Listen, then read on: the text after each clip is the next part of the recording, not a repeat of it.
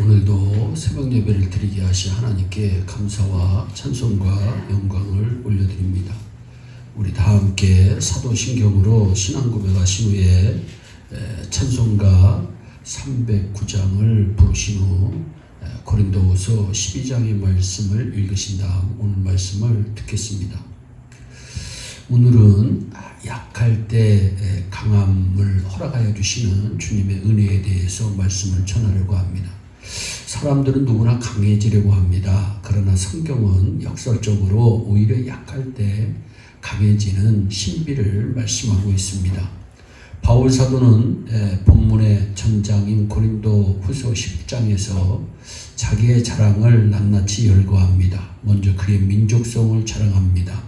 이어서 자신은 그리스도의 일꾼으로 누구보다 수고와 고난을 겪었다는 것을 구체적으로 자랑합니다. 뿐만 아니라 그는 철저한 율법주의자였으며 학문적으로는 당대의 최고 학자였던 가말리엘의 제자였고 헬라적 학문의 명문대학인 다소대학에서 학문을 터득하였고 당시에 세계를 움직이던 로마의 시민권을 가진 젊은이였습니다.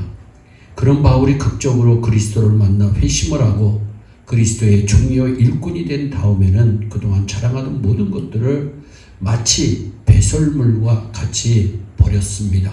모든 기득권을 버리고 스스로 고난의 길, 복음의 길, 십자가의 길을 택합니다.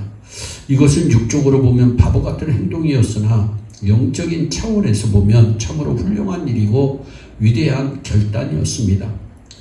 오늘 고린도후서 12장에 보면 바울의 자랑거리가 완전히 달라집니다. 1절에 무익하나마 내가 부득불 자랑한다.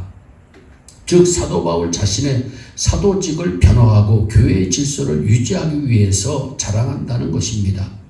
먼저 1절에 주의 환상과 계시가 나옵니다. 또한 4절에서 하늘적 3층천에 이끌려 올라가 말할 수 없는 신비한 하나님의 음성을 들었다는 것을 말씀합니다. 또한 7절로부터 11절에 육체의 약함을 자랑합니다. 내 육체에 가시고 사탄의 사자를 주셨으니라고 말씀합니다. 육체의 가시는 육체를 찌르는 날카로운 조각 또는 가시를 뜻합니다. 즉 고통스러운 육체의 질병이라는 뜻입니다. 육체의 가시가 무엇인지 구체적으로 나와 있지 않지만 사도 바울을 심히 괴롭히던 고통거리 또는 질병과 같은 것이었습니다. 사도 바울은 이 가시를 이는 나를 쳐서 너무 자만하지 않게 하려 하심이라고 7절에 말씀하고 있습니다. 즉 교만하지 않게 하시려고 육체에 가시를 주셨다는 것입니다. 그는 이 가시가 떠나기를 3번 주께 간구하였다고 고백합니다. 그러나 기도의 결론은 자기의 뜻대로가 아니고 하나님의 뜻에 순종합니다. 바울의 기도에 대한 하나님의 응답이 9절에 있습니다. 내 은혜가 네게 족하도다. 이는 내 능력이 약한 데서 온전하여 짐이니라 말씀합니다. 그에 대하여 바울은 10절에 그러므로 내가 그리스도를 위하여 약한 것들과 능욕과 궁핍과 박해와 고난을 기뻐하노니 이는 내가 약한 그때의 강함이라는 참으로 훌륭한 믿음의 고백을 합니다. 기도의 결론은 이렇게 되어야 합니다. 내가 약한 그때의 강함이라. 하나의 역설이면서 진리입니다. 약함과 강함은 상반되는 것이기 때문입니다. 즉 내가 약할 때 나의 힘은 하나님의 은혜로 최고로 강하다는 뜻입니다. 오늘 본문에 나타난 진리와 교훈을 3가지로 요약하자면 우리는 사도 바울처럼 약함을 자랑할 수 있어야 합니다. 적자생존과 약육강식의 세상에서 약함은 자랑일 수가 없습니다. 오히려 부끄럽고 수치스러운 일일 것입니다. 그러나 영적인 세계는 이와는 정반대입니다. 당대에는 최강자 중에 강자였던 사도 바울은 왕족인 혈통을 위시하여 학문적인 실력, 젊은이로서의 출세한 지위, 율법을 철저히 준수하는 생활 등 모든 면에서 강한 것을 과시하면서 살았던 인생이었습니다. 그러나 바울이 다메섹 도상에서 예수님을 만나 회심한 후에는 오히려 자신의 약한 것들을 자랑하는 삶으로 바뀌어집니다. 이것이 진짜 신앙인의 모습입니다. 또한 바울은 육체의 가시를 하나님의 은총의 기회로 승화시킵니다. 바울은 다른 사람들이 체험하지 못한 놀라운 신비 체험을 한 이후에는 인생의 차원이 완전히 달라집니다. 세상의 모든 것이 인생의 전부가 아님을 알았고 그렇게 인생을 괴롭게 하고 힘들게 하던 가시가 오히려 은총의 기회가 되었습니다. 우리의 인생길에도 그러한 경우가 허다합니다. 세상에는 자신이 가진 육체의 가시 때문에 오히려 세상의 큰 별과 같이 빛을 발한 사람들이 참 많이 계십니다. 다윗은 사무엘하 16장 5절로부터 14절에서 신하인의 아름다운 모습을 우리에게 알려주고 있습니다. 아들 압살롬의 반란으로 도망치는 다윗에게 신하였던 시므이가 돌을 던지면서 저주하고 악담을 합니다. 그때 다윗의 군대 장관인 아비새가 다윗을 저주하는 시므이를 죽이기를 다윗에게 간청했지만 다윗은 허락하지 않았습니다. 이러한 다윗의 모습을 보면 정말 감탄하지 않을 수가 없습니다. 형통함이 변하여 화가 될 수가 있고 당장은 힘들고 죽을 것 같은 가시도 잘 참고 믿음으로 이기면 육체와 축복의 기회가 되는 것입니다. 하나님께서는 약함을 은총의 기회로 삼아 주십니다.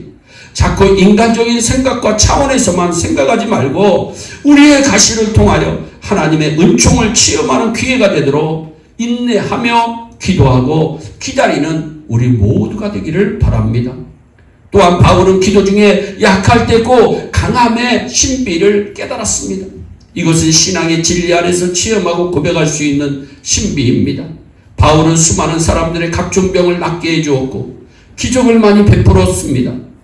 자기의 그러나 육체적 가시는 뽑아내지 못했습니다. 하나님은 약한 자, 세상에서 별 볼 일 없는 사람을 불러 큰 일꾼으로 삼아주셨습니다. 그래서 사도 바울은 고린도전서 1장 26절로 29절에 세상의 약한 것들을 택하사 강한 것들을 부끄럽게 하려 하신다고 믿음의 고백을 하고 있습니다. 기독교의 복음은 역설적인 것이 많습니다. 자기 목숨을 잃는 사람은 살리라. 으뜸이 되고자 하는 사람은 모든 사람의 종이 되어야 한다. 약한 그때에 강함이라는 것입니다. 사랑하는 성도 여러분, 하나님의 은혜는 낮은 곳에 임합니다. 교만하고 높은 자리에 절대로 임하지 않습니다. 자신의 약함을 시인하고 받아들일 때 전적으로 하나님을 의지하게 되고 하나님의 귀한 능력받아 날마다 승리하는 우리 모두가 되기를 주 예수 그리스도의 이름으로 축원합니다. 기도하겠습니다. 사랑의 하나님 참 감사합니다. 우리의 약함을 약한 그대로 두지 않으시고 하나님의 은혜로 강하게 하시는 주 하나님의 은혜를 생각할 때마다 너무나도 감사합니다. 하나님 약할 때 강함 되시는 주님을 깨달을 수 있는 우리의 온 성도들이 될 수 있도록 큰 복을 내려 주옵소서. 감사하고 예수님의 이름으로 기도하옵나이다. 아멘. 다 함께 주기도문으로 예배를 마치시고 각자 개인 기도하신 후에 오늘도 주 안에서 승리하는 복된 하루 되시기를 바랍니다. 감사합니다.